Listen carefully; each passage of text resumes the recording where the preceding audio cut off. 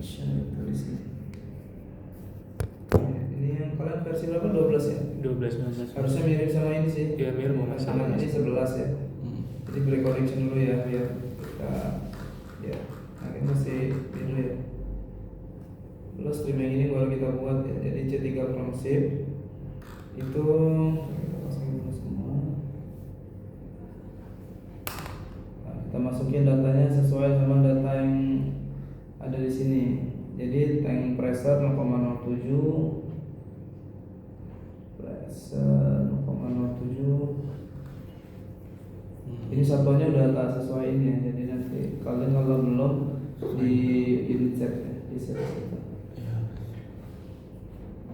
Terus sheet cargo tank temperatur. Nah, temperatur ini ketemu minus 42,74 untuk propan. Ini kita set dulu saturated condition. Jadi power pressure-nya 0. Power pressure 0 ini artinya semuanya itu adalah berbentuk liquid ya. Jadi kita masukin 0. Nanti temperaturnya terdefine. Oh. Iya, atau sebaliknya ya, misalnya kita tahu temperatur, misalnya temperaturnya minus 40. Nah, minus 40 ini dia 2 fase artinya, jadi ada vapor, malah lebih banyak vapor nih. Iya, 0,94. Jadi kenapa ini tak set 0? Karena kita kan startnya di pompa ya. Di pompa itu kan nggak boleh ada liquid sebenarnya. Jadi nanti kita mau define di temperatur berapa dia, makanya kita kasih di sini 0 biar dia full liquid. Ya, di minus 42,74. Mass flow-nya isi sesuai sama data 200 per jam.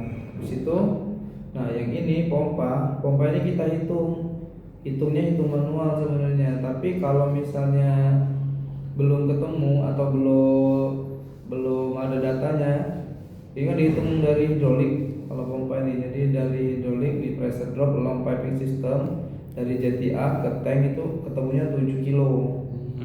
Jadi artinya ini akan kita masukkan sebagai discharge pressure-nya pompa di sisi sini si manifold.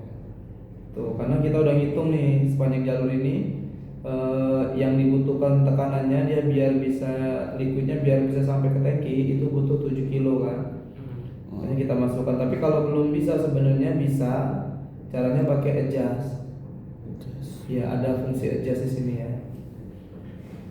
Tapi harus sudah dapat data panjang dan lain-lain sebenarnya. Tapi kalau ini nanti dihitung manual dulu aja. Jadi 3 from zip ini kita connect dulu. Attach ke sini.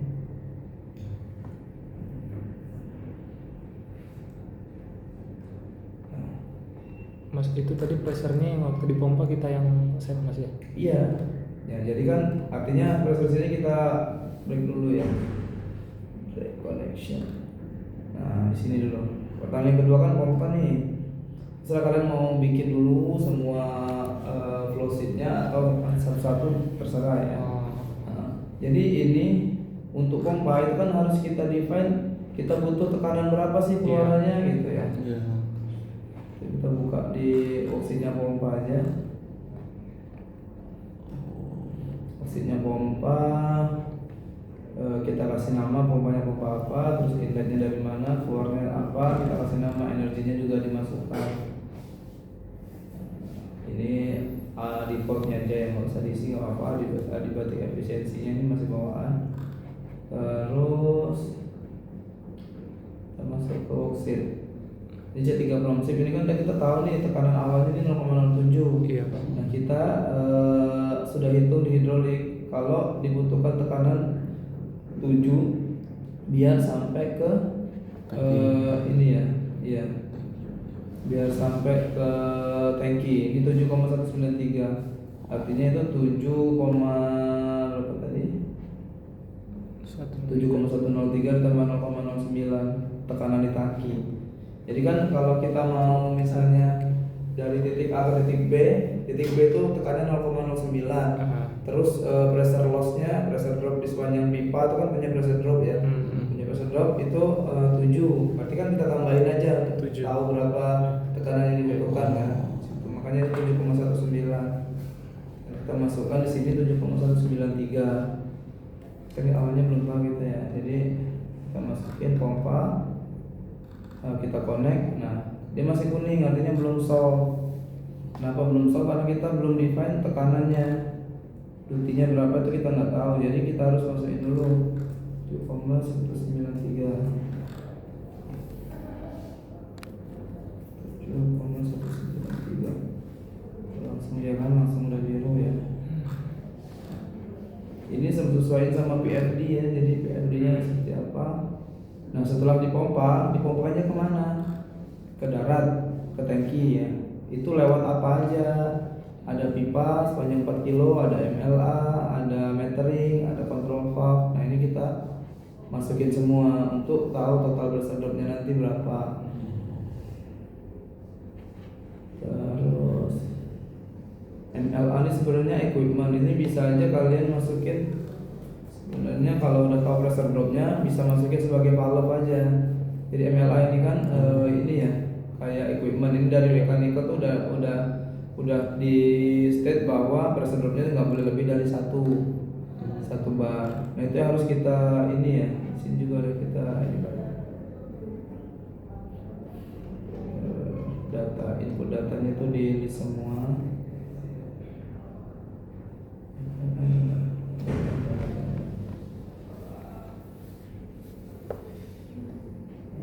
Itu bisa, atau kalau misalnya belum dapat datanya dari mechanical, ini kita bisa ambil sebagai pipa panjang. Jadi F4 ini ya, pompa kan ambil dari sini nih, pompa kalau minat pompa ya. Terus ini adalah pipe segment, kita pakainya pipe segment. Nah, pipe segment ini kalau ada pipa panjang yang kita butuh tahu pressure dropnya, kita pakainya pipe segment aja. Tapi kalau kita udah tahu misalnya sepanjang pipa itu udah tahu pressure dropnya berapa, pakai valve aja, lebih gampang sebenarnya. Ya ini kan karena kita tak masukin pipa nih karena butuh tahu juga sih heat loss dan lain-lainnya pakai pipa ya. Di MLI kita anggap sebagai pipa kosongan sebenarnya. Kalau jadi kayak gini nih tampilannya pipe segment itu ya. Ya inlet outlet kita isi lah ya. Nah kita itu nanti masuknya ke rating, resizing, append segment.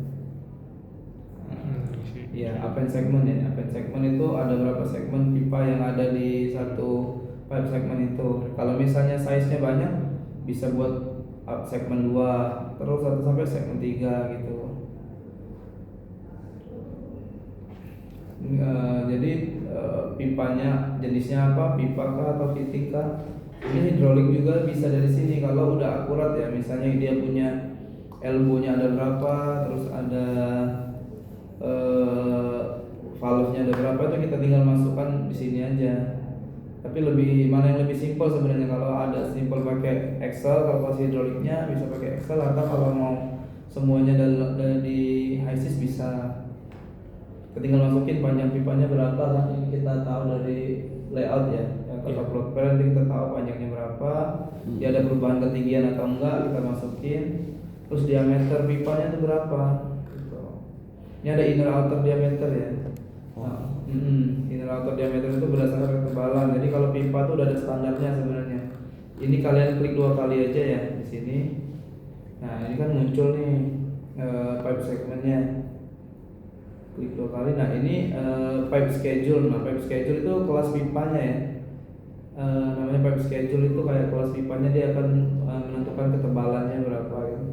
Dia ada aktual, schedule 10, 20, 30, 40, standar 60. Ini berdasarkan ketebalannya. Kalau kita umumnya itu yang standar itu pakai schedule 40 dan standar. Schedule 40 sama standar ini untuk size kecil itu masih sama, inner outer diameternya nanti di sekitar di 16 kalau udah berubah, udah beda. Ini kita perlu informasi ini dari piping nih, pakai pipa kita schedule berapa, schedule apa gitu kan. Kalau nggak tahu masukin aja schedule standar. Nah masukin nominal diameternya berapa, ini dalam mili ya, 1 in atau 10 in gitu. Convert aja dari mili itu berapa ya, misalnya 10 in tuh 250-an, 10 inch gitu. Nanti dia ngedefine sendiri inner diameternya berapa sama outer diameternya berapa. Oh, berarti mas ini kita ntar butuh data sheetnya dari piping sama Iya, dari kamar. betul, dari piping butuh informasinya ya, berapa pipanya, schedule apa. Cuman kalau untuk kita awal desain aja nggak apa-apa. Kalau misalnya kan belum ada data nih, pasti belum dapat kan. Itu kita masukin aja schedule standar atau schedule 40. Itu yang paling umum. Standar sama schedule 40.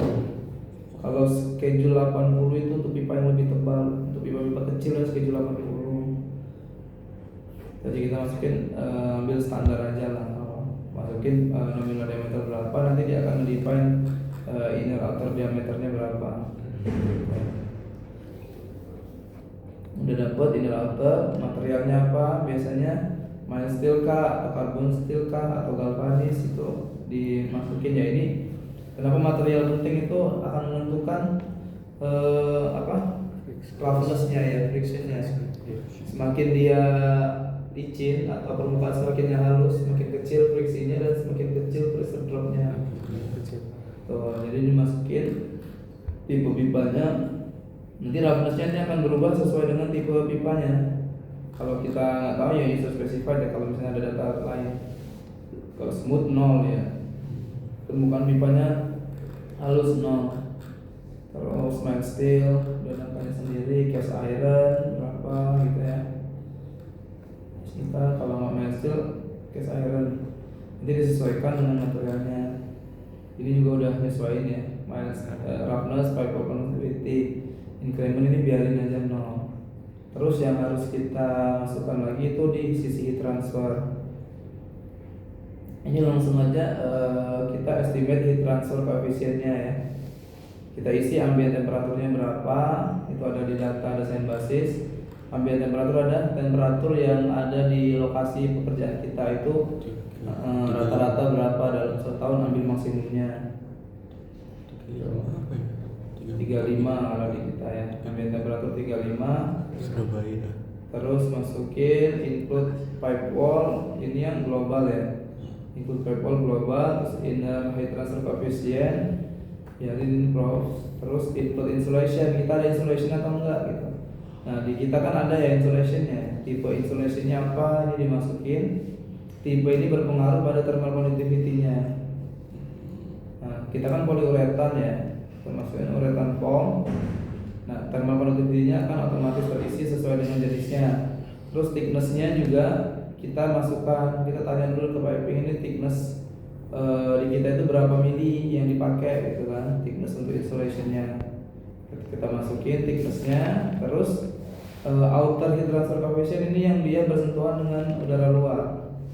Ini kan yang insulasinya. Nah ini udara luar tuh kondisinya seperti apa? Apakah dia langsung ditaruh di atas tanah? Apakah dia ditanam? Apakah dia ada dike-nya atau ada betonnya? Nah, itu di sini. Jadi ambient mediumnya apa ini? Ke tanah kah? Ada di dalam air kah? Atau udara? Udara artinya dia kan pakai pipe rack itu ya. Nah kita pilih yang di udara. Ini kalau kita pilih udara artinya kita masukkan kecepatan angin. Itu kan konveksi ya. Jadi ada perlambatan panasnya itu yang dipengaruhi oleh di kecepatan anginnya. Nanti kita masukkan berdasarkan datanya juga. Datanya ada di desain basis itu ada. Nanti bisa dicoba-coba kalau dia di air yang dimasukkan apa juga velocity airnya kalau enggak. Ada di tanah. Nah kalau di tanah ini dikubur ya artinya ya. Ini apakah dia tanahnya berpasir atau ini gitu kan. Yang ditanam ini maksudnya ya, kayak pipeline itu kan ditanam ya. Pipeline pipa-pipa yang lewat Jambi kan banyak tuh, dari Jambi ke arah Pusri kemarin itu ada tuh. Tuh ini kita pilihnya di medianya udara, isi ini udah. Terus nanti dia ke define berapa pressure dropnya bisa kelihatan. Nah di sini kan udah nih ya. Di pipa equivalent-nya 100 kita anggap ada perubahan elevasi karena ini ML kan naik ya 100 meter. Outer diameternya 16 in, ini pipa 16 in, mild steel dan lain-lainnya. Kita koefisien yang kayak tadi itu kita contohin semua. Kita kita masukkan sesuai datanya. Habis dari MLA nanti akan dapat sendiri di sini outletnya, ketemu pressure-nya berapa nih. Jadi dia kayak ngurangin ya, misalnya di sini berapa, nanti ada pressure drop MLA berapa. Nah, kita ada pipa lagi kan, unloading line sama, kita pakai pipe segment, kita masukkan panjangnya 6 kilo ini, panjang total equivalent length, dan yang lain-lain diisi sama kayak tadi. Habis itu udah ketemu lah di sini. Nah, ada lagi metering ini juga udah ketemu pressure dropnya. Jadi kayak aku bilang tadi, kalau kita udah tahu pressure drop equipment, nggak apa-apa kita kasih valve aja, control valve yang sini ya, ini control valve. Control valve itu fungsinya kita ngatur pressure in dan outnya kan. Misalnya sini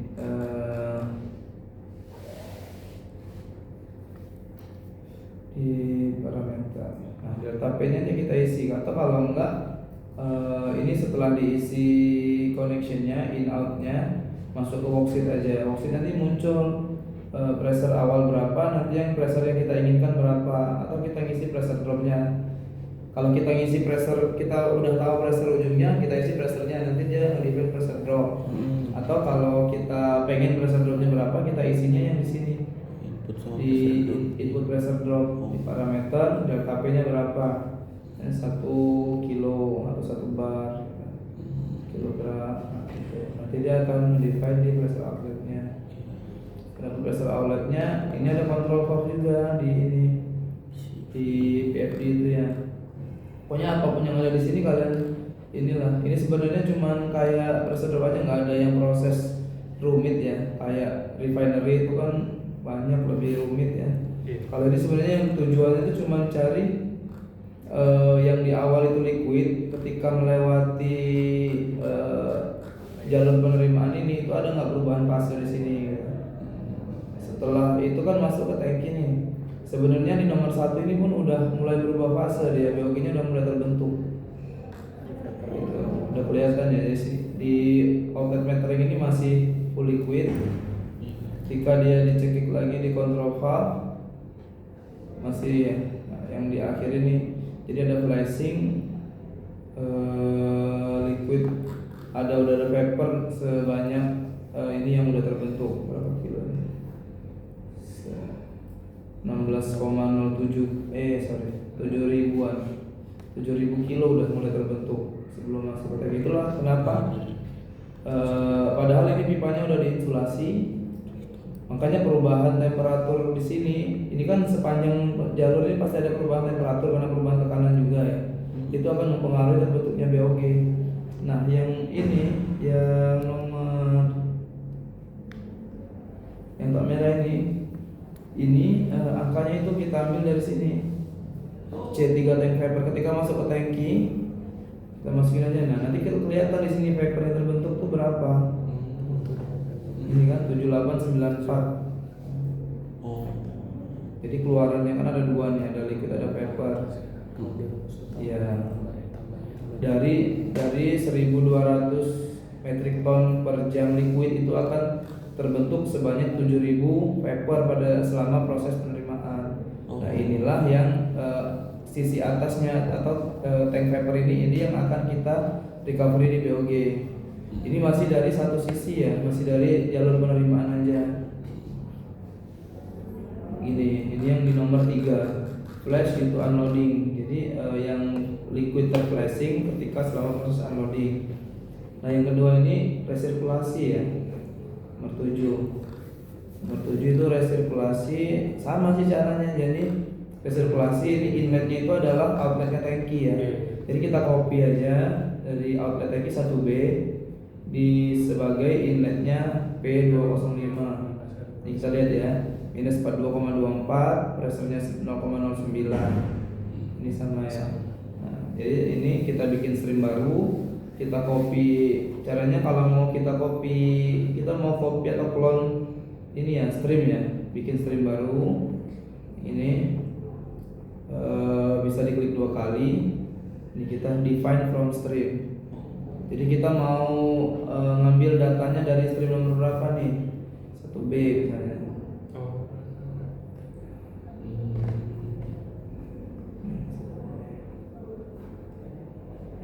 B kan kita sebagai inlet pompa. Udah semua datanya itu akan tercopy. Itu temperatur, tekanan sama flow rate-nya. Ini ya setelah itu kita pompa resirkulasi kan. Nah, pompa resirkulasi kita masukin pompa sama kayak tadi. Pompa resirkulasi kasih nama pompa resirkulasi, terus kita kasih ini aja outletnya apa, inletnya ini masuk ke pompa, terus outletnya, terus ada key-nya, jangan lupa kalau nggak ada key-nya nggak mau.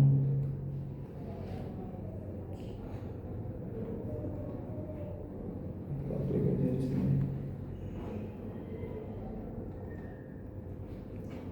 Nah, 37, 38 sama key aja harus diisi key-nya kalau nggak mau. Nah ini kan masih unknown duty. Kayak tadi kita masukin buka worksheet. Ini data inletnya ada. Nah kita nggak tahu outletnya yang belum ada datanya. Nah kita kan udah hitung nih, hitung perhitungan pompa. Data perhitungan pompa juga udah kita masukkan ya di sini ya. Pompa recirculation. Ini pompa recirculation segini, flow rate-nya 44. Sama discharge pressure-nya itu kita lihat dari perhitungan pompa. Ini berapa discharge pressure-nya di stream nomor 9. Ini 10,81 pressure-nya. Jadi resirkulasi itu kan dia dari tangki dipompa ke arah jeti terus balik lagi ke tangki kan. Nah, itu pressure yang dibutuhkan untuk bolak-balik itu 10,8 dari perhitungan pompa ya. Jadi kita tinggal masukin tekanannya aja, cukup tekanannya aja, yang lain nanti akan terdefine gitu. Ya, habis dari pompa ya kita masukin di sini ada apa aja yang sepanjang sini ada metering, ada apa. Nanti balik lagi ke arah tangki gitu. Nah, kan pas balik ke tangki, ini kita bisa lihat nih. Pas balik ke tangki itu dia udah 2 fase juga. Di stream yang terakhir ya, stream yang balik ke tangki ini memang sengaja nggak tak balikin ke sana biar terpisah aja ya. Nanti kalau balik sini takutnya nggak soft gitu. Karena kita bikin masing-masing aja. Jadi C3 POG resirkulasi itu setelah dari pompa masuk ke tangki ini ternyata ada vapor yang terbentuk gitu sebanyak 0,02% fraksi ya. Itu sekitar 3000 kilo. Nah itulah yang kita masukkan ke sini. Kalau ini kan ini ya 3179.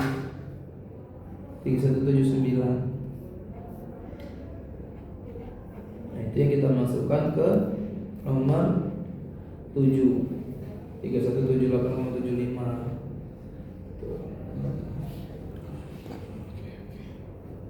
Ini kenapa ini tahu kan ini kenapa dikali 2 ada case 5 itu dia ada dua resirkulasi ke jeti A dan jeti B.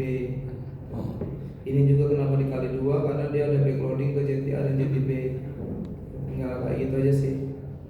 Nah udah ya nomor 7 ini dari situ resirkulasi. Nah yang nomor 10 ini case abnormal sebenarnya. Jadi case abnormal itu normalnya dari yang BOG yang terbentuk tadi yang C3 tank vapor ini kita kondensasi dan disimpan di dalam tangki ya, kondensat tank. Dari kondensat tank baru kita pompakan ke arah spherical tank. Nah ketika spherical tank penuh itu mau kita buang kemana? Nah itu kondisi itu yang sebenarnya sangat dihindarkan ya. Nah itu kita buangnya ke arah balik ke tank lagi. Iya, balik ke refrigerated tank. Baru kalau udah mentok lagi.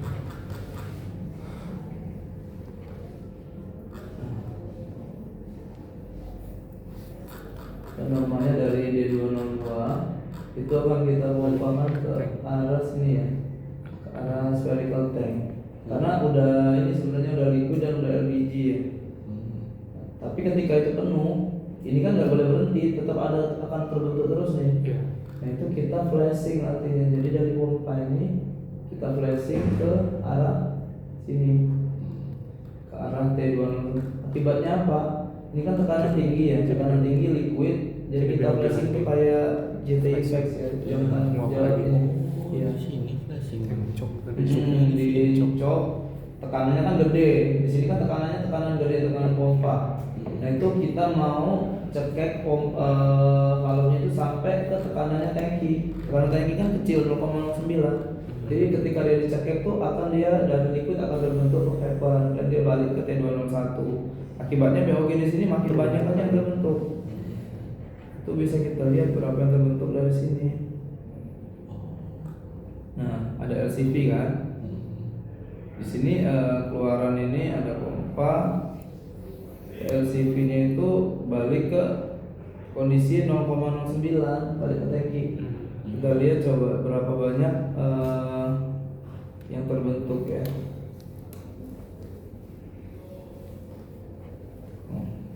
Vapor space-nya tuh hampir separuh dia berubah. Jadi akan menghasilkan sebanyak 8 ton. 8 ton enggak vapor yang masuk ke sistem BOG. Itu namanya abnormal condition sebenarnya, sebisa mungkin itu nggak terjadi di terminal ya. Nih, ketika ini ada, artinya total BOG yang terbentuk tuh udah melewati kapasitas flare kita. Kapasitas flare kita sekarang kan 15 untuk 2 sebenarnya. Jadi 15 untuk 2, ini aja udah 24 ya. Itu harus di flaring. Itu yang nggak diinginkan kan. Itu dihindari seperti itu. Nah, sebenarnya yang dipakai untuk ngasilin BOG simulasinya cuma segitu sih. Kalau ini kan ada pompa dan lain-lainnya, memang karena untuk HMB ya. Untuk HMB kita butuh juga simulasiin. Nah ini 203 itu masuk ke HE, juga masuk ke HE gitu kan. Kita pengen tahu properties di keluaran HE itu berapa gitu kan, untuk perhitungan-perhitungan yang lain. Makanya disimulasiin, cuman bukan simulasi yang dynamic atau yang rumit sebenarnya. Jadi harusnya bisa sih ngikutin yang ini. Gitu. Itu dari komponen-komponennya. Selain yang dari ini, berarti udah tahu semua ya dapatnya dari mana ya? Kalau itu sudah mas. Udah tahu semua ya. Oke. Perhitungannya juga udah match semua mas. Oke. Nah, itu sih. Nanti coba tak kasih ISIS-nya dipelajarin ya. Iya mas. Jadi biar nggak diajarin ke temen-temennya di sana. Siap. Jangan bilang oh kita baru disuruh subscribe. Kemarin temenku baru dari sana. Ada yang kemarin kuliah Pertamina tuh kan? Iya. Baru beberapa hari yang lalu.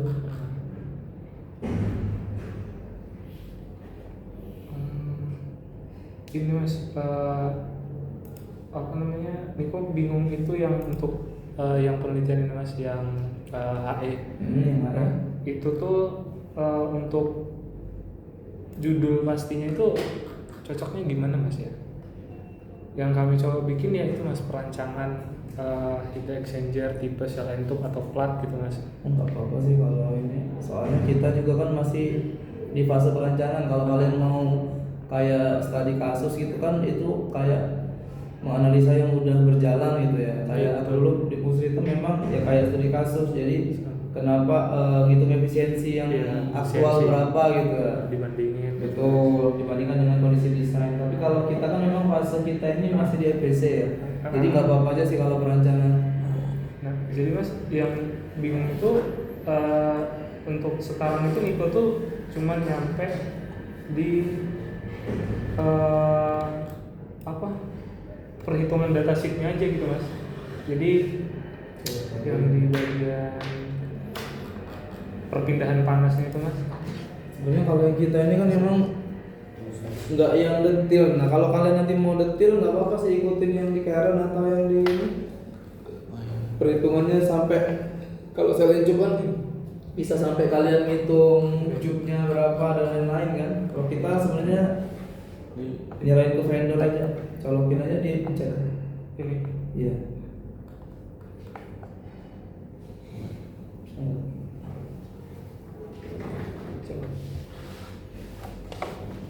apa ini? Coba. Itu Ini apa yang ini ada ini kan? dia ini? Iya, ini colokin aja ke USB-nya. Oh, Nah, dia harus baterai misalnya. oh ini.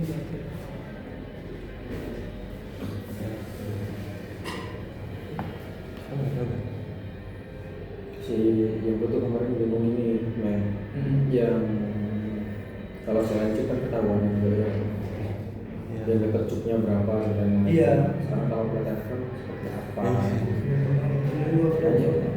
Karena kan kita basisnya ya Vendor, kalau kami jujur kalau di project kita nggak ngitung sedetail dia pas zaman kuliah. Ah. Jadi kita cuma butuh ngitung dutinya, nanti yang mendetilkan itu vendor. Gitu. Karena memang ada spesialisasinya kan vendor. Iya, Mas. Kalau kalian mau ngitung sesuai itu nggak apa-apa sih, nanti jadi bahan perbandingan aja. Kita kan udah dapet data dari vendor, nanti kita bikin komparasi aja. Kalau gitu, tapi kalau ini jangan yang susah, yang gampang di kalian aja. Susah ini kan.